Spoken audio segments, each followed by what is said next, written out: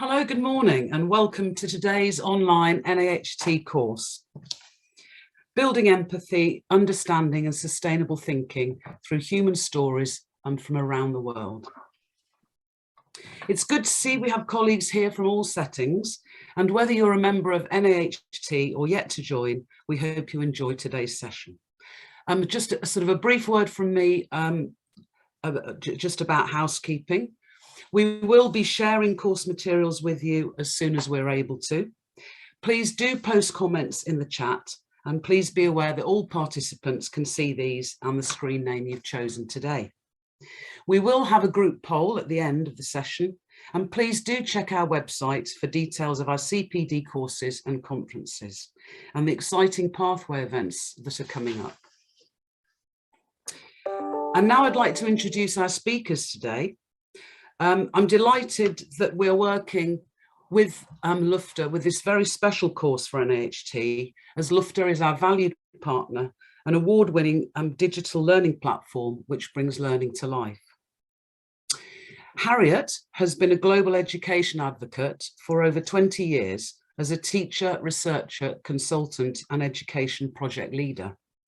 Prior to her work with Lufter, Harriet was a national leader on the Global Learning Programme and lecturer in international education at the University of Bath. Harriet has published and presented on the subject of global citizenship education and the UN Sustainable Development Goals, both nationally and internationally. We're also delighted to be working with Anna this morning. Anna has been working in education for 14 years, 11 of which were spent as a secondary school English teacher. For much of her career, Anna worked directly with trainee teachers and NQTs, as well as leading the professional development of all staff at an academy in Harlow. Anna now works for Lufter as their professional development lead.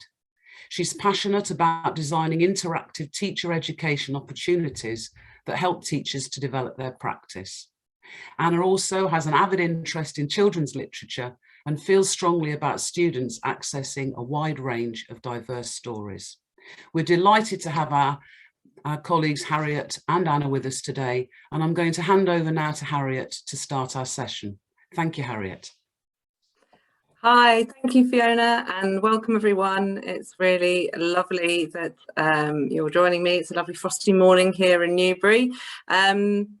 We did agree that I'm going to share some of these slides and things afterwards, but it would be lovely if you feel like you can contribute at some point today. If people are happy to turn on their cameras, I'd love to see your faces, but I appreciate that's not possible for all. It would be lovely if people could pop in the chat a quick one sentence, maybe introduction, where you are. And we will have lots of opportunities for you to reflect on a few activities, and hopefully by the end of this session you'll have had the opportunity to think about the sustainable journey, the sustainability journey that your school is on, where it's at, and explored a slightly different angle to education for sustainability by considering the empathy and human connection angle, which I think, as you'll hear, gets sometimes missed out in the ESD world. So welcome. Thank you, Paula. Thank you, Nikki. I pop your introductions in the chat, and you will be very, very welcome to talk. There's going to be opportunities to ask questions. If you want to unmute and ask them in person, you can. If you want to just put them in chat, and then we'll get to them at different points. I just want you to feel like you can contribute or not, if you would like. So without further ado, I think we'll get straight into it.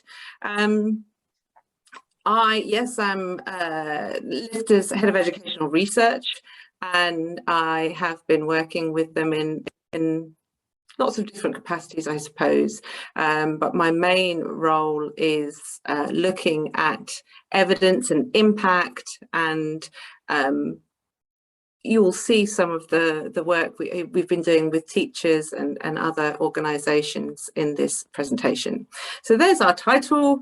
If you want to link with me on Twitter, I'm Ham1 and Lufter's LufterEd.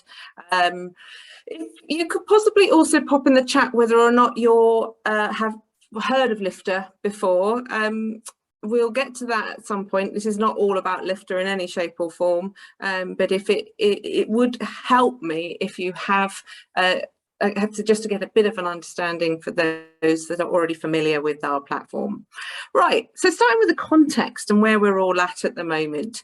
And I've put the title Changing but Not Changing context when it comes to sustainability and sustainable development, education and global learning. So on the one hand, we've had a call for more urgent climate change education and sustainability in schools, so much so that the Department for Education has brought out currently a draft strategy, which we'll look at in a bit. But those of us who've been in the field for very many years know that this isn't really anything new. The DFE draft strategy document references the UNESCO Education for Sustainable Development 2030 roadmap, which is the green policy document on the right hand side there, which is entrenched in the Sustainable Development Goals, which I'll talk about in a minute, but is also in response to things like the Paris 2015 agreement and the climate change targets there. The wake of COP26, and I was privileged to be able to get up there, was a really interesting time. Lots of slight disappointment, but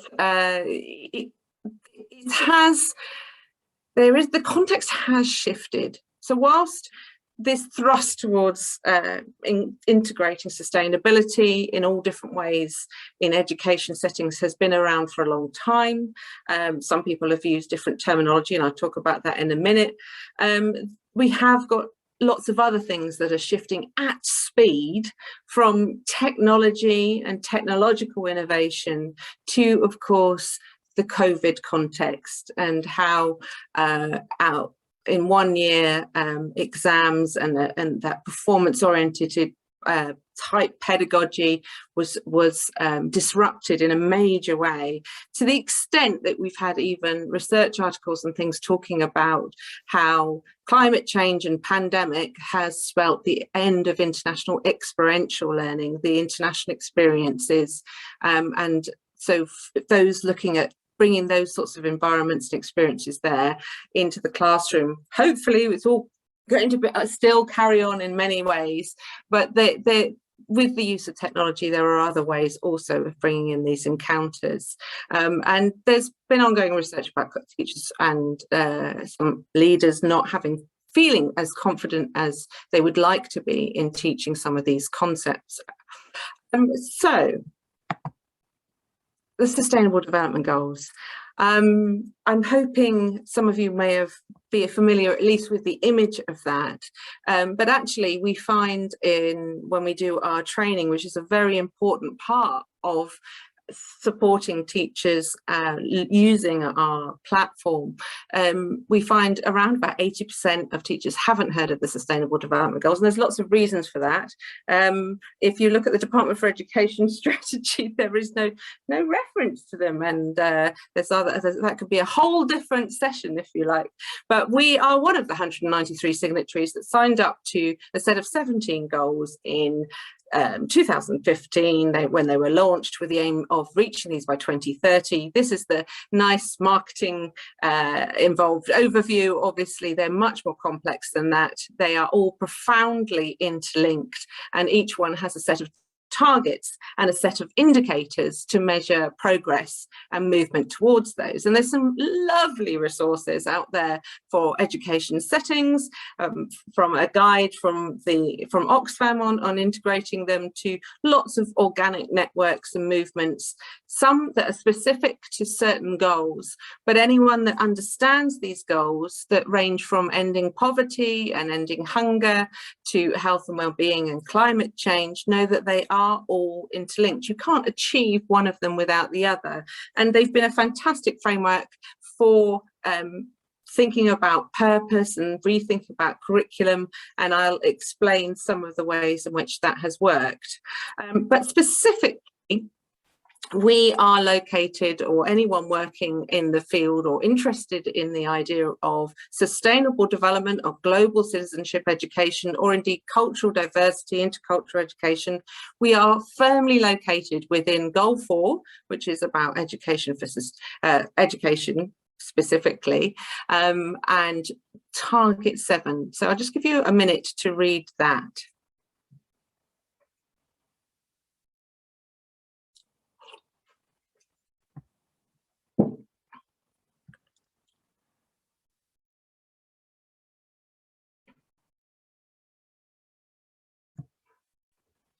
Yes, so that's where we are. For those that that's the sort of the context.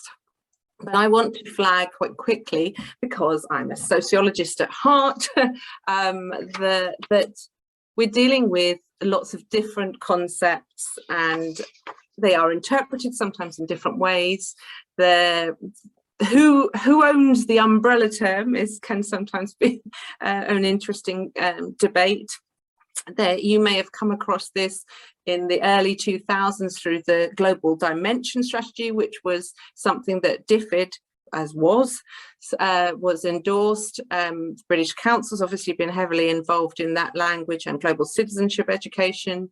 If you've involved in UNICEF's Rights Respecting School Award, maybe you're more familiar with the language of human rights education, or eco schools, eco-environmental education, climate change education, a set of global competencies. The European Commission has just launched the European Sustainability Competence Framework for schools. Lots of different terminology, and I think as anyone involved in education, we always have to ask, who's defining, how can, and does it matter? Does it matter if there's different interpretations? How can we measure this sort of thing? It might be interesting to think about which phrase or term you're more familiar with. But certainly, if we apply that, we can start looking at some of the headlines we've seen recently, and here are a couple. To look at the language that's being used, to look at the terminology. There's been a fair amount. These are selected to the climate change to be at the heart of education for 2023.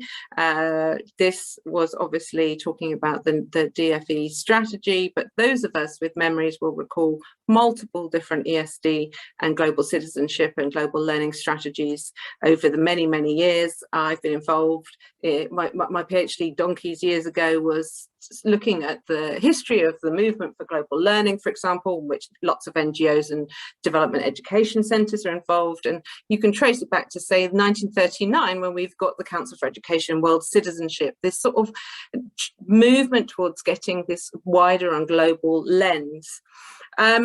And the National Association for Environmental Education has just had its 50th birthday, and the fact that it's been going for so long and been saying the same things for quite a long time. But things are shifting, things are changing. Now, this is from the Department for Education's draft strategy. I emphasise the draft because they do, and it is how it's conceptualising roadmap, if you like, to sustainability in schools. So it's not just about the climate education. So one of the strategic aims is excellence in education and skills for a changing world. The net zero resilient climate change and better environment for future generations are also there. So it's also very much about the school buildings and the education estates, but it's got a particular definition of what it means by climate education. And there's lots of talk about the national park, which is a virtual environment where young people have more opportunities, or that the theory is, the plan is to be outside and outdoors and experience the outdoors, and then therefore they will have more connection with nature and more involved in climate education. I'm not going to talk about it much because you can go away and read it, but the thing I want to start with is maybe just taking a couple of minutes for each of you to think about, from your perspective, what are the key opportunities and challenges to achieving these strategic aims? So there are others, but I've picked out the ones that are specific and relevant to today's discussions. This excellence in education and skills for a changing world, preparing young people for a world impacted by climate change through learning and practical experience, and the net zero ambition, which has all sorts of manifestations, of course, but this idea of creating and providing opportunities for children and young people to engage practically with the net zero concept. And this statement that the UK requires the education sector to play its role in positively responding to climate change and inspiring action on an international stage. So just for a couple of minutes, I would like you to either write down on a piece of paper or just think in your head, or maybe pop in the chat your reflections on one key opportunity and one key challenge you see to achieving this sort of thing in the current context. It would be lovely to hear your thoughts and share your thoughts. Harriet, apologies for interrupting you. We've just got a slight issue with when you are moving the boxes around on the Zoom screen. So if you've just opened the chat, there's actually a black box appearing on our screen, so it's obscuring people being able to see. It's something that I've had with Zoom before too as well, so apologies for that. If you just close the chat, then we'll be able to see the screen more clearly, so that everybody can read what's on the screen. And I will just, okay now? Yeah, we can see it perfectly, and I'll just monitor the chat for you. Thank you.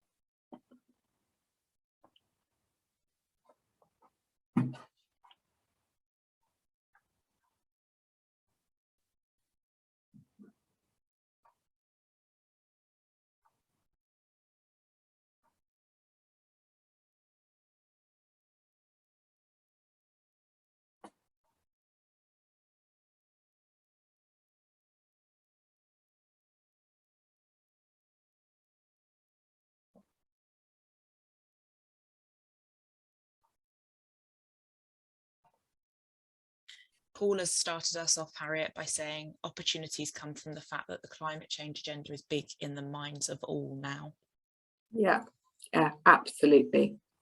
Arguably, it is more in different sector societies that weren't there before. So outside of our bubble, agreed.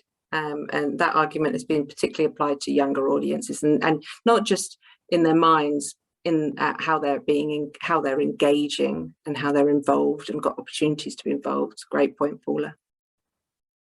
Paula's also added, challenges are coming from the pandemic. It's difficult to plan strategically when working in constant crisis mode, and trying to be net zero is hard when we're working with all windows and doors open, but the heating full on, etc. Very good point. Very, very good point. Yes, I'd love to go off at a tangent here and share with you the world overshoot today, at what point we as a world and then also as a country use up all our resources if you divvied it up equally around the world, and some countries obviously do worse than others, but if you look at it over time, the 2020-2021, there's a big dip because of decreased usage of airplanes and pollutants in the sky and things like that. It's very interesting, but there's pros and cons for sure. Okay, I'm going to move on, but I hopefully will get a chance to have a look at some of the points in the chats as well, because you will be sharing with each other. But definitely, I think there's lots of practical challenges and philosophical ones too. And I'm going to share with you some of my perceptions and where I think we can approach things slightly differently. So in the title, we have this, what is sustainable thinking? Oh, sustainable thinking and empathy. For sure, it is very much more than just knowing. It is a mindset thing. So if we take the European Commission's or various other different sustainable education strategies, often there's talk of knowledge, skills and attitudes. In fact, that's how that's divvied up in the Education for Sustainable Development Goals UNESCO publication there, which is that image. They also divvy up the strategy into a set of competencies. My concern, having worked in this field pretty much all my adult life, is that often young people and adults understand the what, the why, the where and the when, or we can get to that point. Sometimes we can get to that point, and sometimes really fantastic and exciting intergenerational sharing and learning that's going on. But the complex aspect of this is, what about the feeling and connecting with these issues so that the drive and the motivation is sustainable in itself? I mean, we can think about social and emotional learning in relation, the advantages of it for lots of different reasons, and we need to know much more about cognitive development and in the development of emotional and skills. But when we think about what generates empathy and connection, and moving on, the need for more than reacting, for example, and some people have critiqued the DFE strategy, for example, for being a reaction to an opportunistic point in time because of COP. But how can we better understand how we connect and empathize with other people around the world, for those people that are more overtly or more obviously experiencing the effects of sustainable challenges and climate change? Because that's what we're asking when we talk about some really complex and sometimes abstract concepts.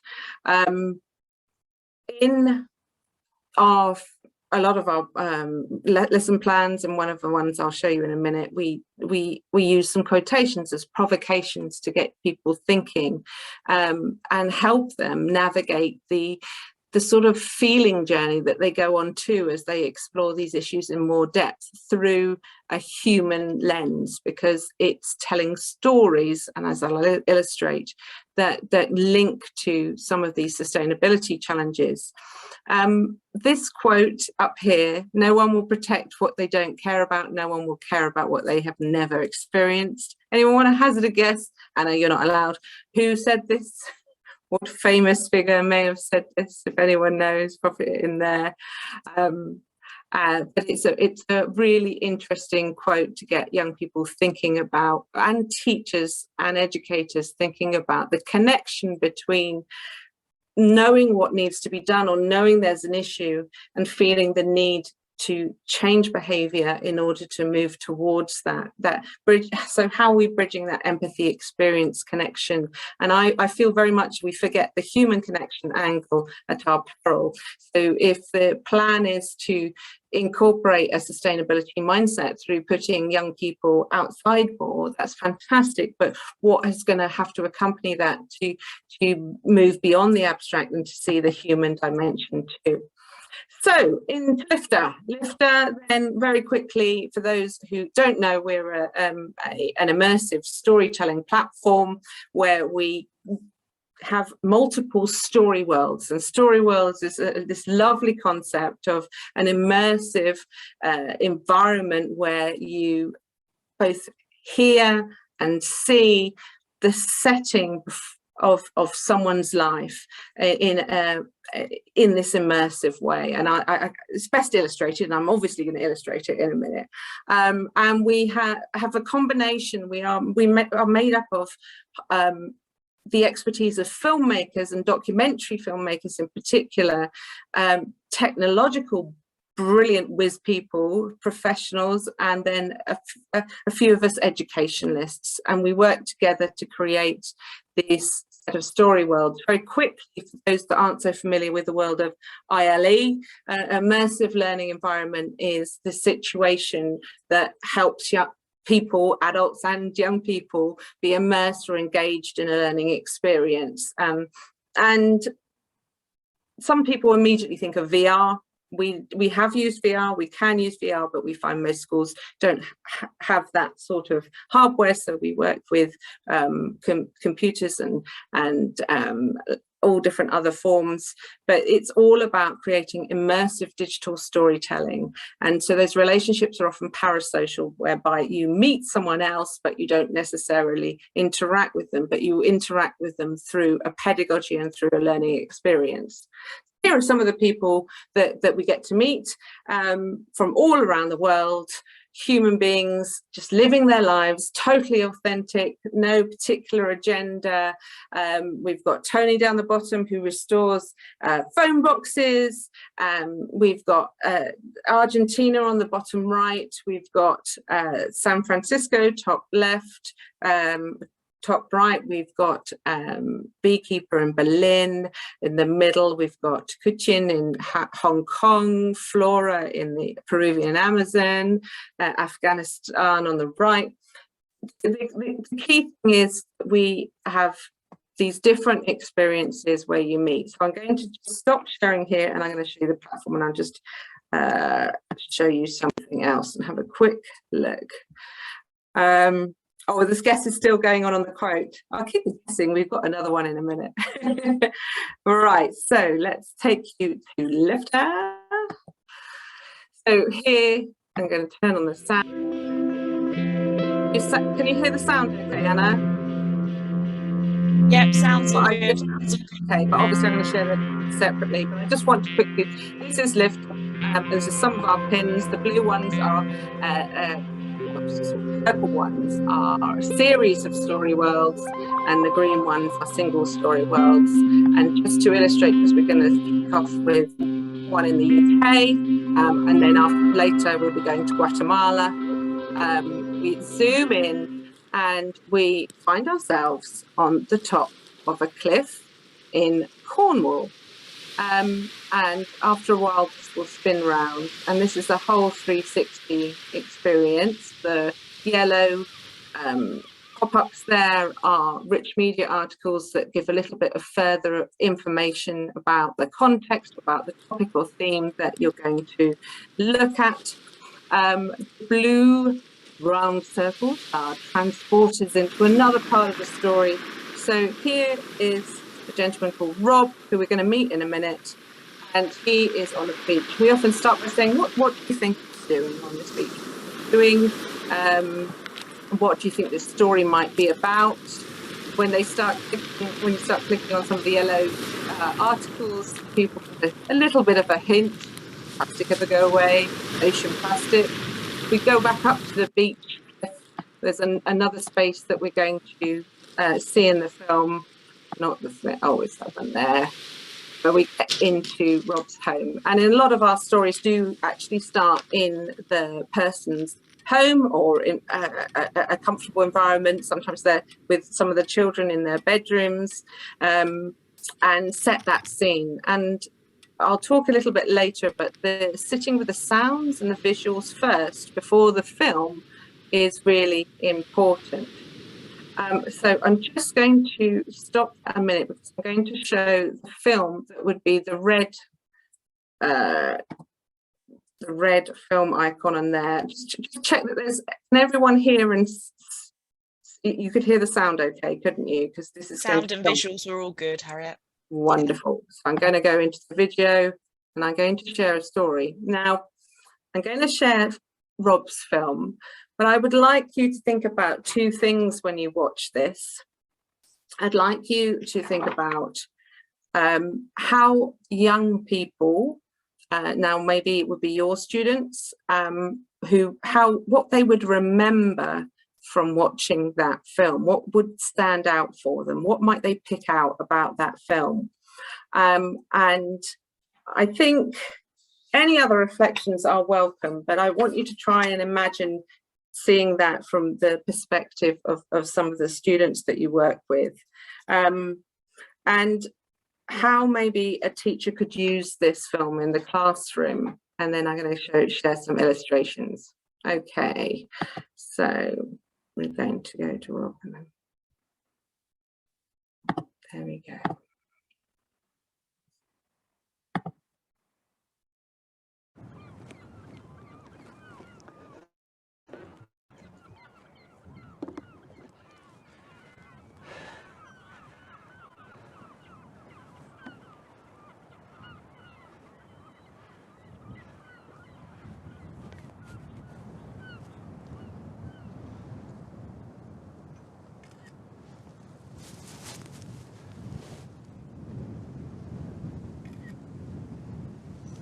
That's good.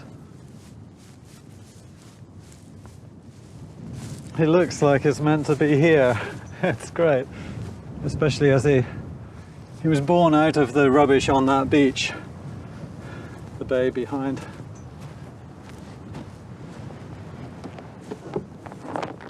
Yeah, this as you see, it's the Easter Island head. And the significance of Easter Island was they destroyed their civilization. They thought they were the only people in the world. They used up all their resources, and so much so that they were having problems. There was fighting. I believe they even turned to cannibalism, and the civilization collapsed. So I see it as a metaphor for what's happening with our planet Earth. We're using up resources faster than they can be replaced. Hold tight, my friend.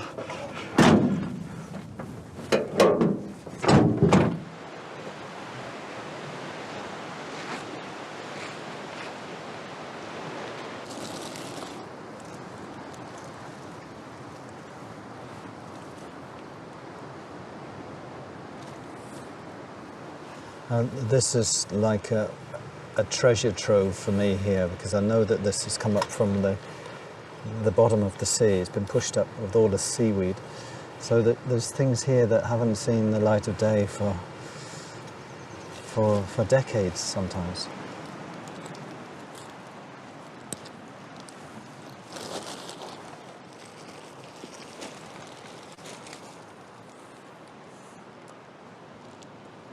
I don't know whether we could date him. It looks very 80s, doesn't he? Imagine these pieces on, if I put them on Facebook, someone will say, I had one of those when I was a child. I have this thing in my head, as soon as I've touched it, then I am responsible. I couldn't let that go now, because I'm the last one to touch it. So if I let it go into the environment, I'm responsible for whatever it does. So I have this thing, if I pick it up, touch it, then I dispose of it or keep it.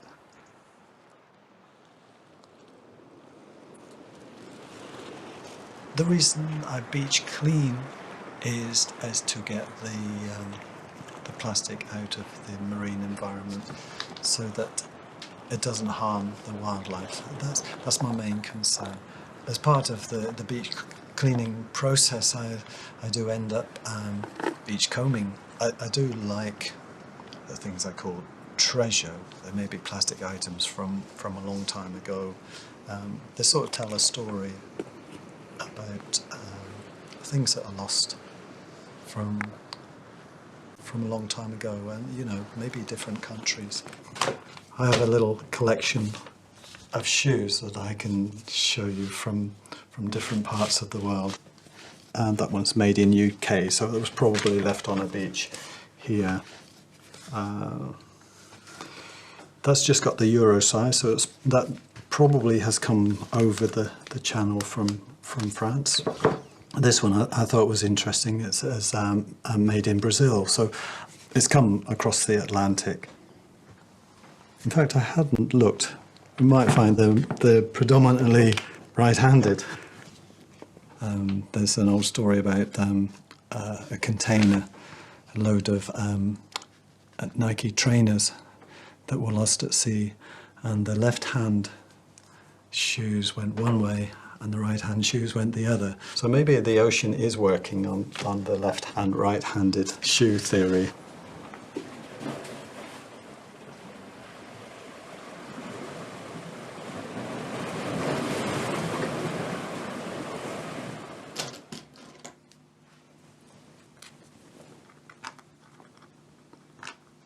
Hey, I forgot a bit.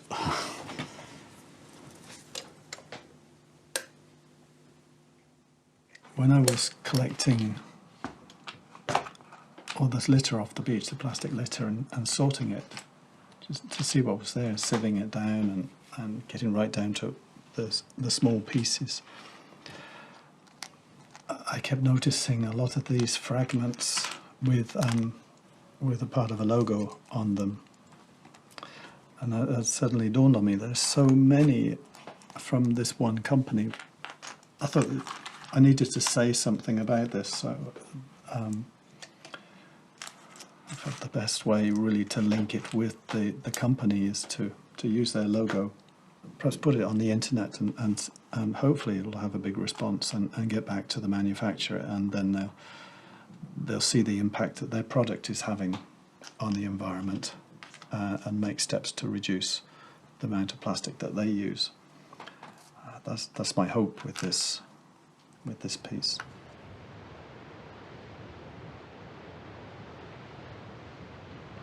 There's no going back from awareness. When you become aware of these issues, then you can't unknow it. You become aware if it concerns you, then you'll want to do something about it.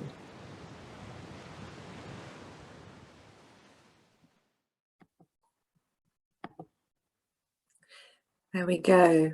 So if anyone wants to share anything about that film at this stage, there's going to be another opportunity, but if anyone wants to share in particular how they think their students might react to that, or what they might take away from that, either pop it in the chat, or if you want to unmute yourself, you're very welcome to.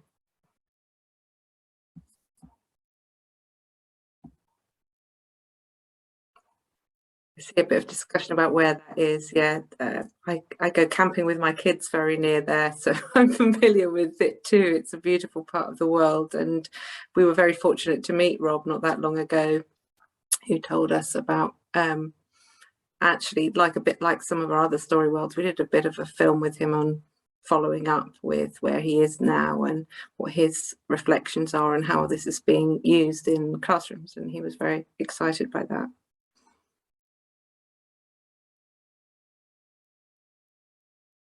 Well, in a bit, I am going to share with you what some students have remembered about that 4 weeks afterwards, just in case that's of interest. But I am going to show you another film in a bit, because we obviously have a number of films and story worlds, these experiences that link to sustainability. All our supporting content and material is linked to the Sustainable Development Goals.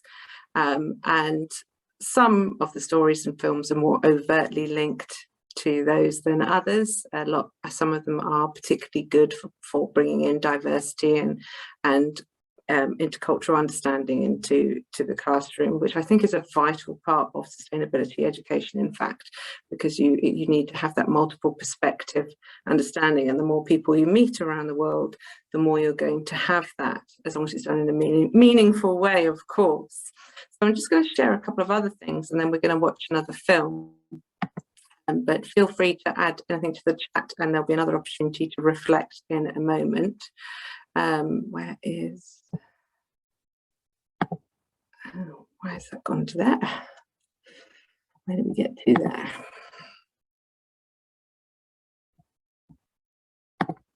So we met Rob there.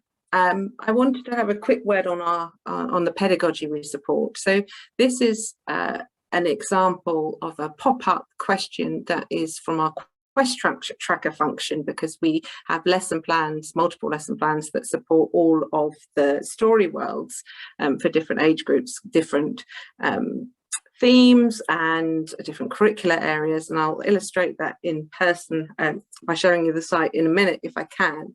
But this, we are rooted in a development, education, critical global learning pedagogy, like many who work in this field, whereby we don't say something like this story is therefore representative of everyone in Cornwall or the UK. Just because you've met Rob does not mean you've met everyone. It's a very unique, and it's just a snippet of a story too. So no story is read or seen is ever fully representative of a human being or any group that they're part of. And that's quite important, because we don't claim just because you've seen this film in the Amazon, the Peruvian Amazon, therefore you understand what life is like in the Amazon for for all different groups. It's making that clear is quite important, and that pedagogy is important. And this is part of a short introduction to LIFTA that we do. But going back to the theme and my concerns and my interests, and how I think it would be useful for you all to reflect on sustainability in education at a leadership level in particular, is this: what is meaningful sustainable development education? What, if you do have this understanding, but not necessarily the feeling, the need. So if you think about and say one thing in the classroom and then you go home and do business as usual, is that therefore having an impact? And I think there is obviously an underlying assumption, and rightly the DFE strategy document, the draft strategy document, really emphasises the need for evidence-based practice, evidence and impact-based research, and LIFT takes that so seriously. They have me in role too, that it is about researching and measuring impact. And if there is a bit of an assumption that if they're in nature, that particularly at a local level, and it's local level nature experiences that's being advocated, that may not be enough. And I also share a concern, as many do, that treating climate change as a topic in separation from so many other contextual global wicked problems is problematic too. And this is why the SDGs framework is really good, because unless you address issues of poverty or health and well-being, then other global issues won't be properly treated either. And the issue of dealing with abstract concepts here, some of this stuff is complex, and how can we humanize these complex or abstract frameworks? So now I'm going to take you to another part of the world. Anyone know where this might be? Oh, actually, I did mention, didn't I? I think I said Guatemala, but whereabouts and what's happening?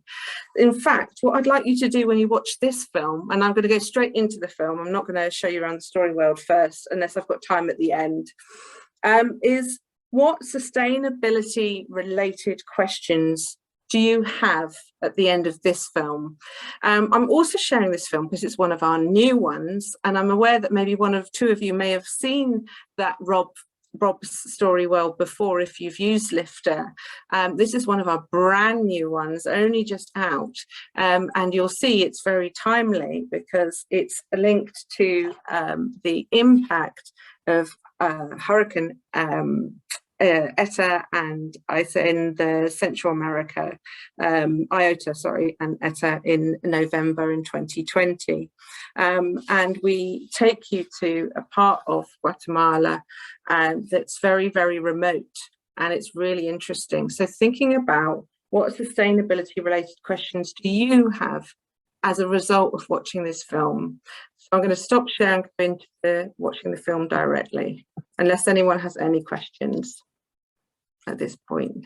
Okay, this film, I was going to just show part of it, but I've changed my mind. If you don't mind, I'm going to show all 8 minutes because it is a rather lovely film, and it really takes us into the next stage of this workshop, which is on sort of impact. And it's new and exciting, and I love your perspective. So shares.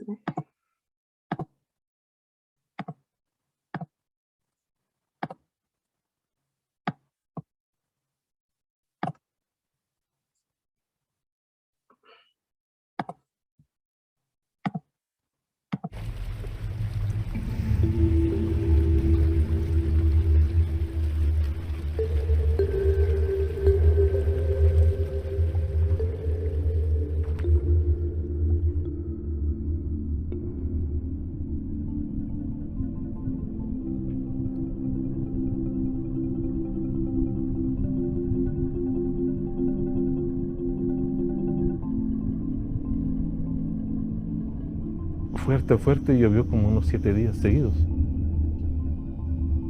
Fue muy fuerte. Fue ese día de que empezó el calvario. Empezó el calvario realmente de todo Campur, porque países ricos y pobres, parejos.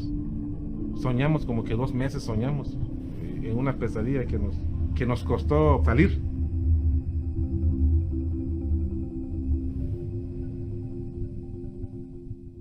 El paso de los fenómenos ocasionar ingresos de nubes, deslizamientos de tierra, dejando comunidades enteras enterradas, destrucción de carreteras, desbordamiento de ríos y viviendas inundadas, generando más de 2 millones de guatemaltecos afectados. Mi nombre es Carlos Humberto Cook, me dicen el Búfalo. Pertenezco a la comunidad maya quechí y soy de la aldea de Campur. Soy enfermero y fotógrafo. O sea, para mí mi arma es la cámara.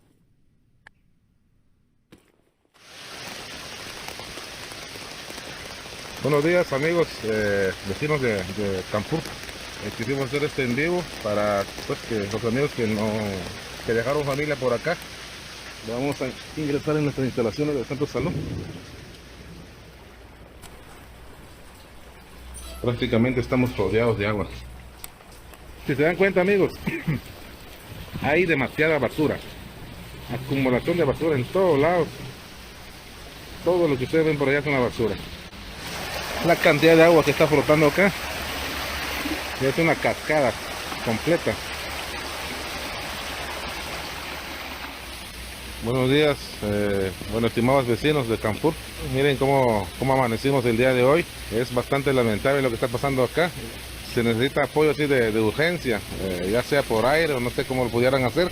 Este pueblo ya bajo las aguas y al fondo se logra ver el centro de salud que igual ya fue alcanzado. Entonces allá anoche pues habían pacientes que ya fueron evacuados, pero todo el equipamiento del centro de salud está allá adentro. Bueno, tendré que informarles porque ya no quisiera informar porque cuesta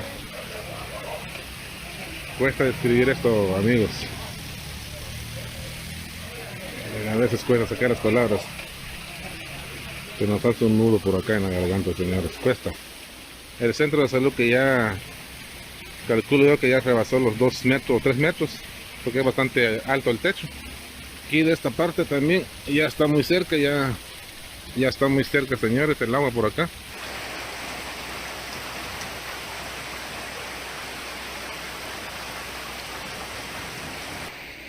Dando vueltas el puro pero como les decía, no tenemos balsa ni nada para ir hasta allá. Y aquí la mayoría de campureños no sabemos nadar. Aló. Muy buenos días, te saluda Eric Q, todavía actualmente representante del pueblo quechí. Lamentablemente Campur se está inundando y no sabemos, el agua se sigue creciendo, unas 400 familias ya evacuadas, albergadas en diferentes puntos. Aquí lo que necesitamos es agua, porque agua potable o agua intubada ya no lo tenemos necesitamos víveres, necesitamos colchoneta. Esto está en línea el señor gobernador. Él dice que no sabe nada, que no sabe dónde está ubicado Campur, que si es Campur donde hay muchas palmas. No, aquí no hay palmas, aquí solo es cardamomo y mandarina y café. Eso es lo que hay aquí en Campur. Simplemente no desconoce el área de Campur, señor gobernador, con razones de que tampoco hay ayuda.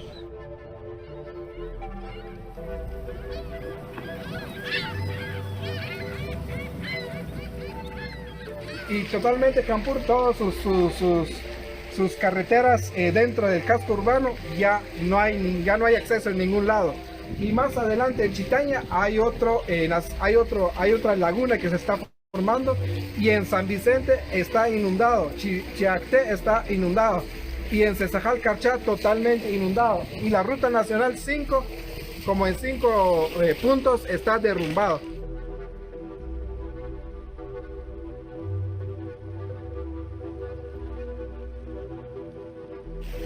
Les quiero comentar, hay un grupo de lanquineros y de caboneros, un grupo especializado a verificar todo el área por si no hay gente atrapada en las esquinas o las riberas de este lago de Campur. Digo lago porque se convirtió en un lago.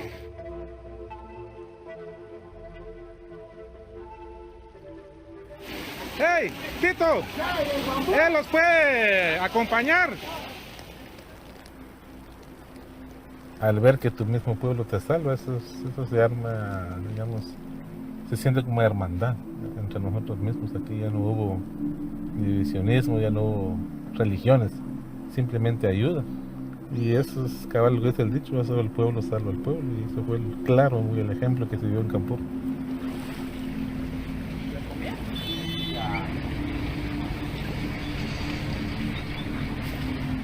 Aquí estamos. Estamos pasando sobre lo que era o vivía en la familia Cus, o el cruce.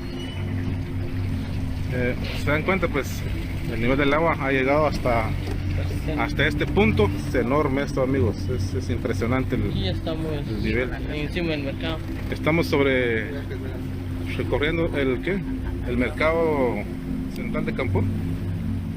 Hoy es viernes, hoy prácticamente estarían ya llegando los comerciantes en este momento, en este punto.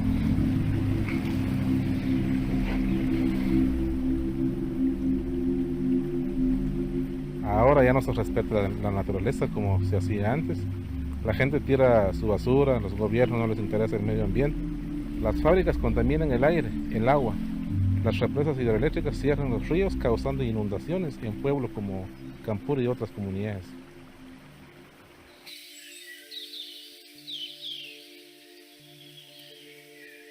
Hasta que bajó el nivel del agua aquí en el casco urbano fue que la misma municipalidad empezó a llevar ayuda.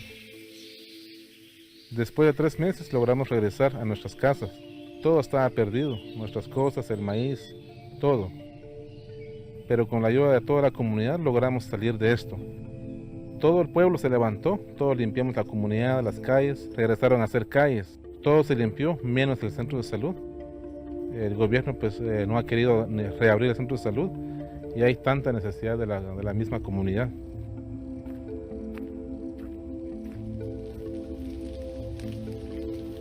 Considero si seguimos contaminando el medio ambiente, pues no podemos esperar mayor cosa más que sufrir las mismas consecuencias nosotros mismos. Quizás no yo, quizás puedan ser los hijos, los nietos, la generación que viene. Entonces pienso yo de que hoy es cuando que debemos, digamos, ponerle interés al medio ambiente para poderlo salvar.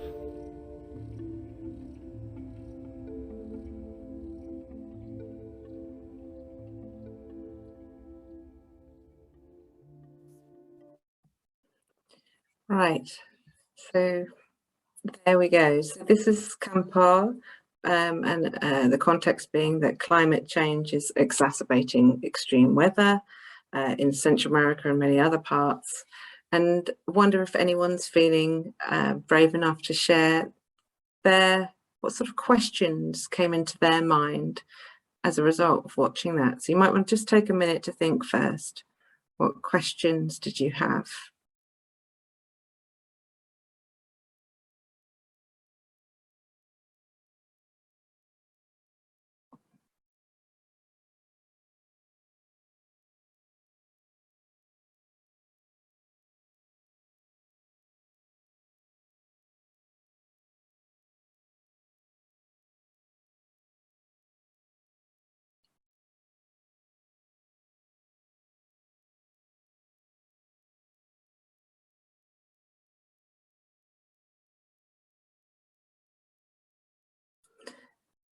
As a little prompt, the reason I asked this is because when I first showed my 12 and 10-year-old this, and I also run a after-school Lifter Film Club where we think as much about the content of the film as the making of the film. My 12-year-old had lots of questions like why, lots of why questions. In particular, why didn't the governor of Guatemala know where Kampar was? In fact, it was satellite imagery that really helped them locate, discover and work out this community. Why wasn't the medical center reopened? Lots of whys like that. My daughter, who's 10, had a lot of questions about the feeling, a bit more linked to feelings, not in a stereotypical way. They were quite complex, but about how it must be horrendous to live in that way, or for that, even for a short period of time. Where did they sleep? How did they feel about having to sleep on a mattress somewhere nearby? And so that's sort of part of the reason I asked that question. Anyone want to share any questions that it made you think sustainability wise? I had loads because I didn't know enough about that for sure. Well, one of the things that I was thinking about there was, what was life like normally? Brilliant. I having traveled to similar countries, and been to Ghana and to areas in Indonesia and some of the parts of Egypt I've been to, and I can remember when I first went to Ghana and preparing myself for that, and somebody said to me, put aside your expectations and plans for what you're going to do, because it won't be anything that you expected. And I think to really comprehend what we were seeing in that video, you wanted a sense of what their day-to-day life was like without the floods, because actually day-to-day life would also be quite tough and a completely different way of being to what we expect and what we experience and what our children experience. Just the simplicity of what somebody's house is like normally, and where you go to buy your food, or what the children do in their to play, where they go to school. It's you try to build that connection, and then there's that then you can see the impact of this on those children's lives in a different way, in those people's lives. So that was the bit that I was sort of thinking was sort of missing there, was just I think if I was a child, I would find it quite difficult to really understand and to sort of place that in terms of my lived experience. So that's where the story world concept comes in terms of it provides extra information, hopefully to address some of the contextual setting situations, but the lesson plans too invite additional activities, for example, a little bit of research about some of those questions. And sometimes our story worlds are more suitable for age groups than others, although that really gets interpreted in very, very different ways. But I've sort of started with the what deliberately, because we're going to go in a bit more into the why through research. But before I move on to that next section, anyone else, thank you so much for those reflections. That was a wonderful array of questions, and really, that really resonated with the discussions I've had so far with people. Thank you, Arnett. Anyone else? Okay, right, I will move on to the next section, which is looking a little bit more at the impact and the why, and revisiting some of the questions I asked earlier on. If we get to the right slide. So there we go. So we've a little bit about Lifter. My role for the last year has been looking very much at impact, and working with teachers who are interested, either because they're doing a master's dissertation or because the Multi-Academy Trust is rolling out sustainability more, or all sorts of reasons to measure impact, measure stories, capture how this is working, and also how it's not working, and how things can be adapted. So in the case of Rob's story, then, that has inspired and catalysed lots of different educational projects. So sometimes Rob's story is used simply as a catalyst for a way into introducing the sustainability or the Sustainable Development Goals, or a specific topic like plastic pollution. But if it's done through a Sustainable Development Goals framework, then it's not, that topic wouldn't be done in isolation from the other factors that are really important in the issue of plastic pollution. I have spoken to plenty of heads and senior leaders who are very familiar with the field of sustainable development education, and they say, well, all my kids are, all they do is plastic, or want to do plastic, and plastic is a great theme, but it is more complex, and so it's how you go deeper. And I think the human stories do enable that deepening of engagement. It also has been a way of supporting other projects that already exist, like Eco Schools work, and in Finland here, because we're both a Finnish and British company, so we, and in fact, we are the recommended provider of sustainability education in one of them in Finland. So it's used quite a lot in schools for this purpose. And you'll see here some of the lovely images and artwork that was inspired by Rob's story.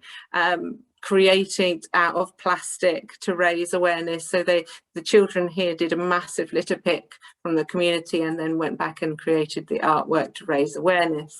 So I said I'd just share with you a couple of the things that some of the student groups, so one of the schools I've been working with introduced 5 or 6 in two schools, 5 or 6 short introductions to lifter called our lifter time, which is a sort of 25-minute in the morning PSHE if it's secondary sometimes, or form time or circle time, an introduction to one part of the world, meet one person with one question and thought reflection to start the week, and maybe revisit in a deeper way through some of the other lesson plans later on. But they just had a brief introduction to Rob, and some of the things they remembered 4 weeks later about how he was spreading awareness, that he was picking up rubbish, and that he recycled it. The key messages were pretty good.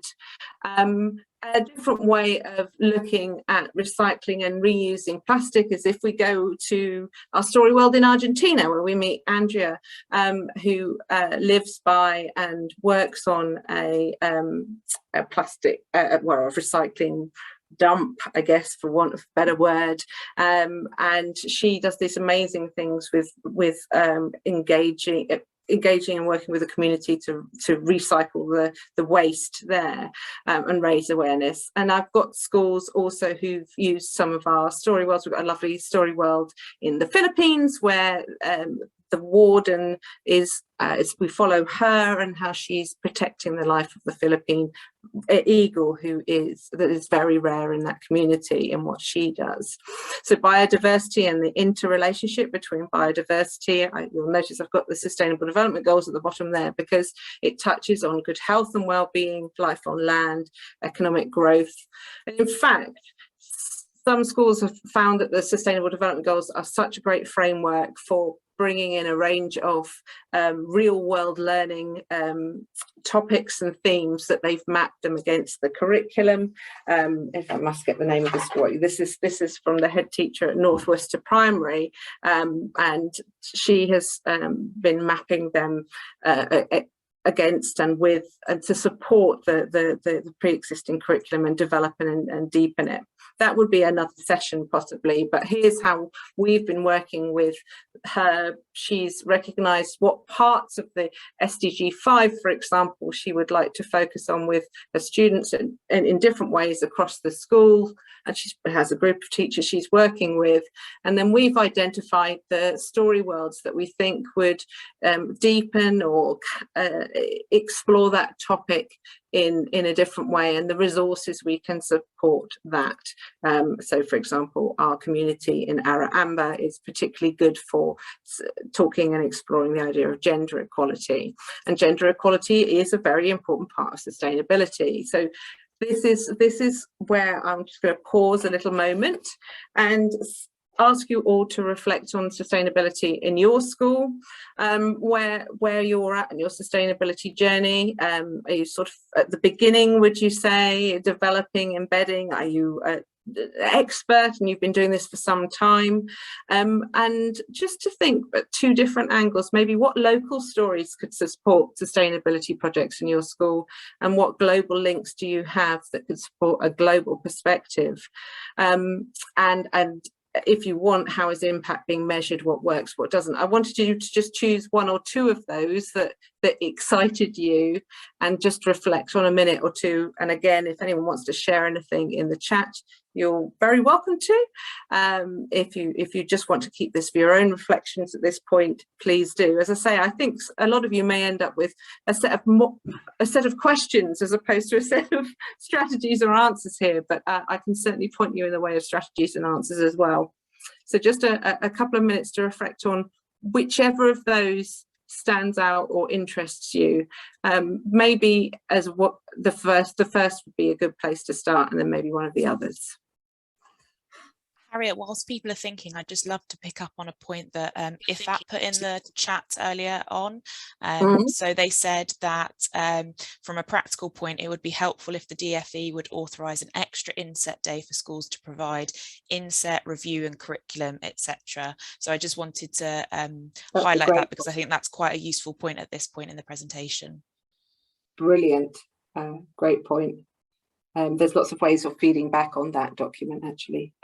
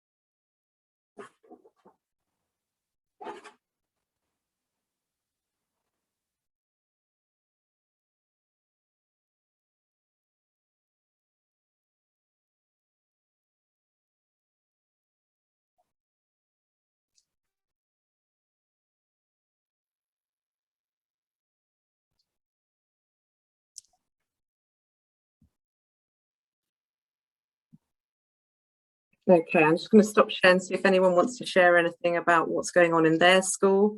And then I'm going to give some examples of what other schools have been doing in case it's of interest.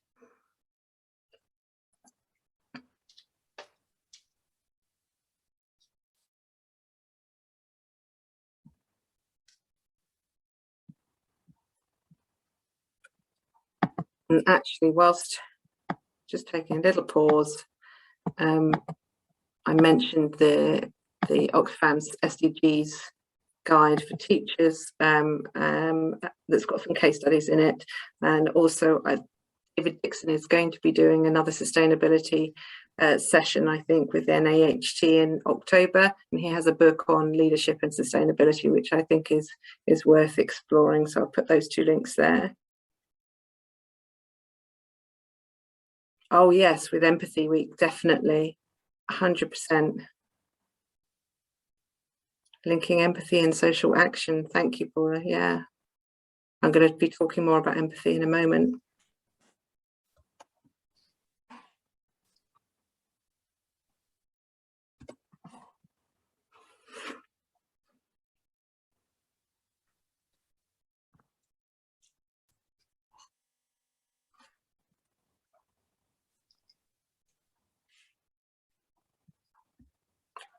Okay. Feel free to add more to the chat. I'm going to talk a little bit about some impact stories, hopefully show you a little bit more of the platform, and share, hopefully, some useful strategies that people have been using. Okay, keep on contributing to that.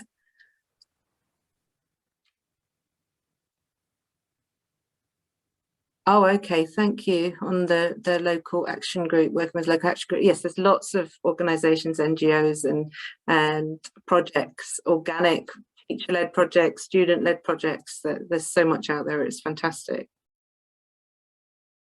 Did recycle out. Oh, that's fantastic. Thank you for sharing. Okay, so back to here. We're just going to have a little look at impact. So I'm going to start off with St Lawrence Primary School in Nottingham, who did a little case study. Are they Nottingham? I can't remember now. Yeah, I think so. Yeah. Who did an interesting, as a result of their experience with Lifter and some other projects that they had on the go, they've weaved the SDGs into the school entirely, and they had a launch of the SDGs, and then they had a whole school global learning day focusing in on SDG 14 and looking at Rob's Story World. And they did some questionnaires before and after, and we have a baseline assessment that can be adapted to templates. So, and that was very useful. And from that findings, they looked at ways in which students had reacted to the day and what had inspired them, but they had done some scales of measuring confidence about meeting new people for the first time, over how much they enjoyed the lifter world, whether they felt that they understood some of the complex concepts. Actually, that was from the teacher interview. But it was a lovely example of this working well in strange circumstances, because it was during COVID bubble system. So it was out of lockdown, but it was still in bubbles, teaching in bubbles. So in this primary school, they did a vertical spiral day of sharing. So all together, they had an assembly using Rob's Story World, and then each class and each age group chose to do different projects as a result of it. So some did the artwork using plastic, and some did something more about a plan of action for the school and strategies. And the teacher said that it all went very well, and lots of comments about how engaged young people were, and how it was a good catalyst for discussion, and then talking about moving to action. And one of the recommendations was teaching without power and paper, and that I know that they have since done that. But that was one example of many anecdotal studies we've had, and small case studies that illustrate this growing confidence that young people have about meeting new people from around the world, the more exposure they have to some of the story worlds. And the good thing is that actually, I'm going to come back to that in a minute. There's another study that's been done in academia recently that has reinforced that understanding, where they've worked with a group of undergraduate students, so much older, but there they had a quite in-depth, sustained piece of research where the group of 50 students were split into two. 25 were just given the 2D film. The other 25 actually had a virtual experience. So they sat with the story world first, and then and sort of immerse themselves in that first, and the sounds, and then they went into the film. And they did a very clever thing, because they're in the field of communications, on pre and post immediacy scales and anxiety scales, and I'll translate what that means. And the two story worlds they've worked with is Mohammed here, who is a taxi driver in Finland, but originally from Palestine, and Habiba down the bottom, who also moved to Finland, and is about her life there. And what they discovered is that there was quite a significant reduction in intergroup anxiety about meeting new people for the first time, particularly so for those that had high intergroup anxiety levels, and that most crucially from our point of view, the immersive and multisensory participatory nature of that impact, the interaction that this sort of EdTech facility provides, was particularly significant. Now, those of colleagues who are in special education needs world and others know very well that the multisensory angle and pedagogy is crucial when it comes to building understanding, but also connection and empathy. And this was a wonderful study that really correlated with our case studies, which I'll go back to a few more here. Because you've got another school, primary school, that did a really interesting set of story world experiences. They met these 5 people that you see on the picture, and they did a pre and post questionnaire, and one of the questions was who would you like to meet in these pictures? Who would you most likely to meet? And there was quite a significant shift, and we're not going to go into a discussion about the sort of who it was a shift to or why, but it was that there was a shift. In particular, none of the students said that they wanted to meet Erkan, who's B, who is looks after stray dogs in Turkey. They didn't want to meet him necessarily, or they didn't choose to meet him before they met him in the lifter experience, but afterwards they did want to meet him. They really connected with the story. Those primary teachers in the room, or primary leaders in the room, will may have some ideas about why that was, because there's lots of animals involved, but there was a real connection with him, whereas prior to that they wanted to meet Michael, who was D, who was a ballet dancer in Finland, who wanted to be a hockey player originally. We have some lovely studies also where I've worked with teachers in special needs settings, and really wonderful findings that I think other settings can benefit from too. So I had this sort of more immersive data collection experience with 7 students with autism in Rivermead School. If anyone wants the full write-up of this, ping me an email, I'll send it to you. But the findings were that the story worlds were a great way of reinforcing learning, and particularly when it came to exploring human behaviour, that it was a great catalyst for conversation, and the multisensory methodology supported the pedagogy that they generally work with anyway. But most crucially, that it was a great way of bringing the outside world and cultural capital, again, for want of another discussion, into a safe space. It was a way that the young people could go around the world and visit places and meet people they were unlikely to otherwise meet. And feel safe and get that opportunity. And I spoke to most of the students, and they all wanted to meet the people they had met, in particular a couple of younger story worlds, where we have a set of 5 young people from around the world who go to Norway to compete in the Kids Cup, the Kids Football Cup. Most of these are girls, one from China, Norway, lots of others. And they particularly connected with a couple of those. And in fact, there's Anna, one of the girls that they met from that particular series of story worlds, and they connected with her and with a young man in Brazil. And the story was very much about spending time with the audioscapes and the videoscapes to quite a degree before they then showed the films, and that multisensory angle really important. In fact, in the after school club that I'm running with at the moment with my daughter's school, I bring in tactile things as well. So in the case of Rob's, we looked at little pieces of Lego, and I got them to work out what the connection would be with that Lego, because the Easter Island head that Rob makes is one of the biggest plastic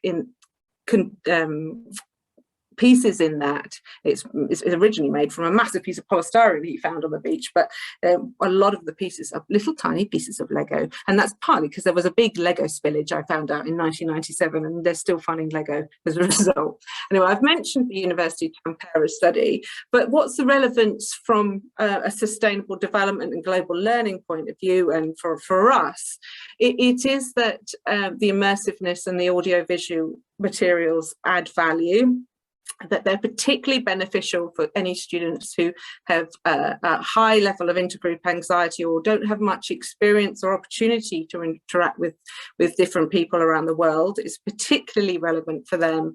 And what the point 4, to illustrate, the other thing that it uncovered, really just interesting for this has other applicability, is that the 2D film experiences, the connection that was made and that the young people felt was around the tasks and the jobs that the person that they were meeting did, and they felt connected to, for example, Mohammed, because he started by eating dinner. Dinner's the great leveler.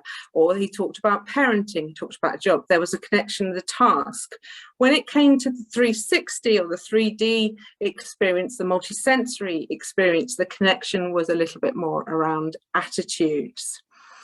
Finally, then, the little bit of impact data that I've found to be particularly pertinent for any secondary colleagues here today was a couple of student voice studies that I've done with a couple of secondary schools, and because of time I don't want to go into too much depth here, but in global citizenship education and education for sustainability, there's been a long history of engaging youth anyway, but actually it's really spoken overtly about in that DFEE strategy, and it has been fantastic to see more young people involved in the creation of policies, but also in the co-creation of curriculum. So we're working with 2 schools where older students, one case year 12s, one case year 11s, have supported and co-designed a curriculum for year 8s or year 7s, and some of which is linked to the story worlds we have. I don't want to talk about this for forever, but one of the themes that emerged from the amazingly articulate year 10 and year 11 students I spoke to, and some year 12, they really liked the fact that that films, and not just Lifter, other films as well, were a great way of building a sense of common humanity. And if sustainability education is to work, I really passionately believe that is something we need to strengthen. We can't do this in isolation from feeling more connected with other people around the world. So we had lots of illustrations of how they felt more connected, and that it was a good way of doing that. Cultural capital and bringing in diversity comes up a lot, and that's obviously one of the big motivators that schools are using Lifter for, as well as sustainability. And I think the two are massively in partnership. You need to have both. And this is a pertinent quote. When I was younger, I grew up in a very rural area of this country and didn't really see the world outside it. I didn't see a motorway until I was 10, and so I've come a long way since then. If I was younger and had been shown these things, it would have been a lot more impactful for me, because I wouldn't have seen the world in a whole different way a whole lot sooner. Reflecting, it's a way of reflecting on own values, unpacking their own values, recognizing that there are other ways of seeing the world, there's multiple perspective, and there was a general sense of positivity about the fact that a lot of these stories, well, all of these stories really, even though some of them are quite hard, they are quite positive, and they're stories of resilience, and they're stories of hope to some extent, and it's also a way of bringing in that emotional engagement and having to talk about the emotional responses that they have. Lots of fantastic recommendations too from young people, and I'm sure you're all familiar with the importance of this in terms of recommendations for pedagogy, and the importance of, say, watching a film more than once, or finding a way to challenge stereotypes and see multiple perspectives. Their recommendation was using VR headsets, so that's not something that all schools can do at the moment, but it's certainly something to be done in the future. And yeah, they allow for flexibility and independent learning, because there's two, I'm going to come out of this now. There is 2 ways of working, well, there's multiple ways of working with something like Lifter, and there's others, is you can either teach from the front, or each student will have a password and can access and explore lessons independently, and those lessons can be tweaked and changed by the teachers so that you can control what students do and don't see, and what questions are asked, and we collect their responses too. But that's for another time. If you're interested in finding more about how Lifter works or might work, we've got a free trial running. Anna will post a link there. You are very, very welcome to come along. As I said, the training side of things is particularly important, or send one of your colleagues if you think someone might be interested. But I just think that anything like telling human stories is an interesting dimension of sustainable development education that doesn't always get talked about, and it isn't so far being talked about in the DFE strategy. But on that note, anyone have any final questions? Sorry, the last bit was a bit of a race through, but I wanted to get some of the stuff in there. And I'm very happy if anyone has any follow-up questions or wants to talk more about this, for people to email me, and we can carry on the conversation in another way. No problem. Empatico, yes, I know the people who work with Empatico too. Yeah.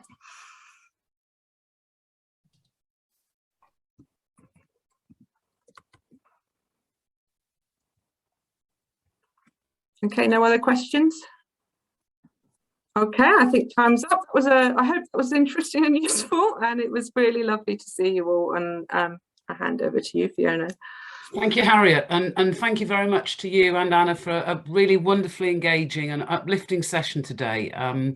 Really great to hear all the information and to step into those story worlds. It's been very thought-provoking, and the passion you have for opening young people's eyes to really generate that empathy and connection is keenly felt by us all today. So thank you very much.